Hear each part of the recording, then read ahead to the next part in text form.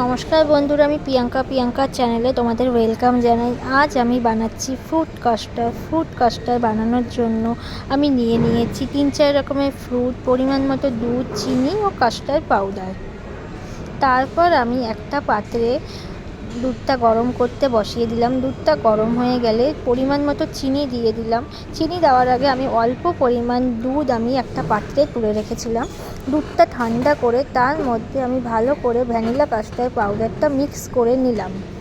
তারপর vanilla custard powder আর দুধের মিশ্রণটি আমি ওই গরম দুধের মধ্যে ভালো করে মিক্স করে দিলাম। তারপর ওইটা ভালো করে ঘন হয়ে এলে মিশ্রণটি আমি নামিয়ে একটু ঠান্ডা করে তার মধ্যে আমি কেটে রাখা ফলগুলো ভালো করে মিক্স করে দিলাম।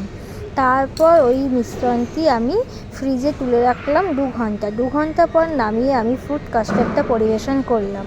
আমার এই রেসিপিটি তোমাদের কেমন লাগলো জানিও, আর রেসিপিটি ভালো লাগলে ভিডিওটা please like, share and subscribe করে দিও।